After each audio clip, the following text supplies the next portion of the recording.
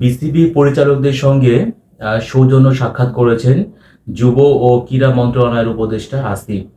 তো একটা কথা বলি যে আসিফ কিন্তু তিনি কিন্তু তরুণ প্রজন্মকে আসলে রিপ্রেজেন্ট করছেন এবং আহ, এই আসিফ তিনি নিজেও যেহেতু একজন তরুণ একজন, তো তিনি নিজেও কিন্তু বাংলাদেশ ক্রিকেট দলকে ভালোবাসেন এবং বাংলাদেশের ক্রিকেট নিয়ে তিনি নিজে অনেক মাতামাতি করেছেন। হয়তো আমাদের মতোই তিনি রাত জেগে খেলাও দেখেছেন।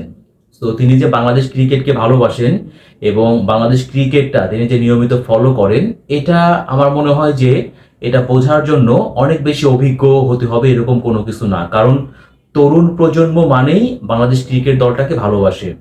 তো তিনি এখন হচ্ছে উপদেষ্টা। তিনি যুব ক্রীড়া মন্ত্রণালয়ের দায়িত্ব পেয়েছেন এবং স্বাভাবিকভাবেই যে তার আন্ডারেই কিন্তু বিসিবিটাও। তো এখন বিসিবি সভাপতি নাজমুল হাসান পাপন তিনি যেহেতু আত্মগোপনে আছেন, এই সময়টা বিসিবির যে কার্যক্রম সেটা কিভাবে চলবে এই ব্যাপারটা নিয়ে মূলত আমরা সবাই দেখেছি যে বিসিবির 7 থেকে 8 জন পরিচালকের একটা দল তারা আসলে যুব ক্রীড়া মন্ত্রণালয়ে গিয়েছিলেন এবং উপদেষ্টা আসিফের সঙ্গে তারা একটা সৌজন্য সাক্ষাৎ করেছেন। আর আপনারা সবাই জানেন সামনেই কিন্তু নারীদের টি-20 বিশ্বকাপের আয়োজকও এই বাংলাদেশি। সো এটা কিন্তু আমাদের জন্য খুবই গুরুত্বপূর্ণ একটা ইস্যু যে এই শেষ পর্যন্ত বিশ্বকাপটা আমরা আয়োজন করতে পারবো কিনা। সো অনেক বিষয় নিয়েই আসলে বিসিবির যে পরিচালকরা আছেন তারা মূলত আসিফের সঙ্গে দেখা করতে গিয়েছিলেন বা সৌজন্য সাক্ষাৎ করতে গিয়েছিলেন। তো সেখানে যাওয়ার পরে একটা জিনিস আমরা সবাই দেখেছি যে যে 7 থেকে 8 জন পরিচালক ছিলেন তারা দাঁড়িয়ে থেকে মূলত স্যার সম্বোধন করে আসিফকে তারা কিন্তু নিজেদের পরিচয়টা দিয়েছেন। এটা নিয়েও অনেক পক্ষ বিপক্ষে অনেক কথা হচ্ছে, কেউ অনেক প্রশংসা করছেন, বলছেন যে বিসিবি এতদিন যেভাবে পরিচালিত হয়েছে, মানে বিসিবিতেও বলা হচ্ছে একনায়কতন্ত্র বা স্বৈরাচারের কথা বলা হচ্ছে এবং বাংলাদেশ ক্রিকেট দলের পারফরমেন্স যে দিন বাই দিন আসলে ডাউনের দিকে গিয়েছে। অনেক বিষয় নিয়ে অনেকেই কিন্তু ক্ষুব্ধ, যারা ক্ষুব্ধ তারা মূলত বলছেন যে ভালো হয়েছে আর কি, কারণ তারা একটা একটা বয়সের তরুণ একটা ছেলেকে, অনেক ছোট আর কি, তাকে স্যার বলে সম্বোধন করছেন। এই ব্যাপারটা নিয়ে অনেকে ইতিবাচক ভাবে দেখছেন, অনেকে আবার নেগেটিভ ভাবে দেখছেন আর কি, বিভিন্ন দৃষ্টিভঙ্গি থেকে। তবে এখানে যে ব্যাপারটা হয়েছে যে আমি সবসময় একটা কথা বলি, সেটা হচ্ছে যে আপনার আপনার সবসময় চেয়ারটাকে সম্মান করতে হবে। মানে চেয়ারে যে মানুষটা বসে সে নিশ্চয়ই অযোগ্য কেউ না, যোগ্য পার্সনে কিন্তু চেয়ারে বসে। এখন তাহলে তিনি বয়সে অনেক সিনিয়র হন বা বয়সে জুনিয়র হন, সেটা কিন্তু দেখার বিষয় না। বিষয় হচ্ছে যে যোগ্য ব্যক্তি মাত্র সেই চেয়ারটাতে, তিনি তার যোগ্যতা বলে চেয়ারটাতে বসেছেন। তো এই ক্ষেত্রে বিসিবির যারা পরিচালক ছিলেন তারা অনেক সিনিয়র ছিলেন, স্বাভাবিক ব্যাপার।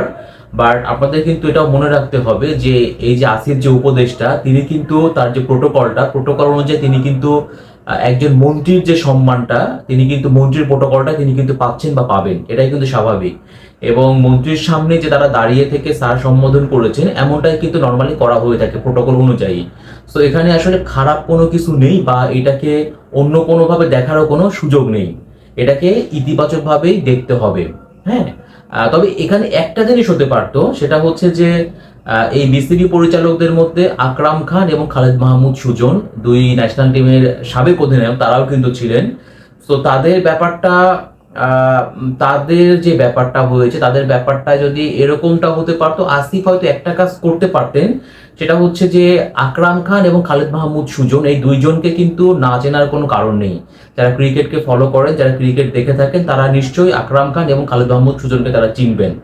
আর বাকি যে পরিচালক ছিলেন, জালাল ইউনুস ছিলেন, তারপরে মাহবুব আনাম ছিলেন, এনাম চৌধুরী ছিলেন, যারাই ছিলেন বাকি আর কি, তাদেরকে যে চিনতে হবে ওইরকম ভাবে, ওইরকমটা কিন্তু কোনো বিষয় না বা ফ্যাক্ট না।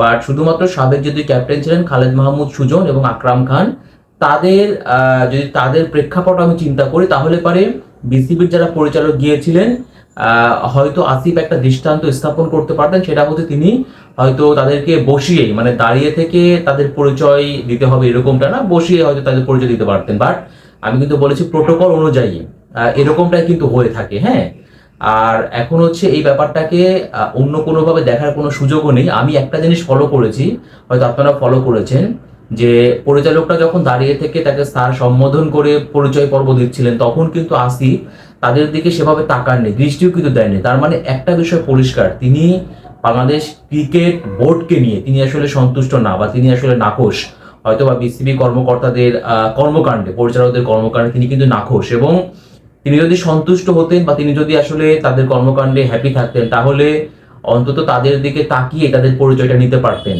বাট সেই জিনিসটা কিন্তু আসিফের মধ্যে আমি দেখতে পাইনি, জানি না আপনারা দেখতে পেয়েছেন কিনা। তো আমি আবারও বলি, এটাকে আসলে অন্য কোনোভাবে অন্য কোনো দিকে নেওয়ার কোনো সুযোগ নেই। এখানে বয়সের ছোট বা বড়টাও বিষয় না, বিষয়টা হচ্ছে যে আসিফ যে এখন যুব ক্রীড়া মন্ত্রণালয়ের দায়িত্ব পেয়েছেন উপদেষ্টা, তিনি কিন্তু তাকে যোগ্যতা বলেই তিনি এই পদটা পেয়েছেন, এবং তিনি কিন্তু ঢাকা ইউনিভার্সিটির স্টুডেন্ট। তো কোনোভাবেই তাকে খাটো করে দেখা বা অসম্মান করার কিন্তু কোনো সুযোগ আমাদের নেই।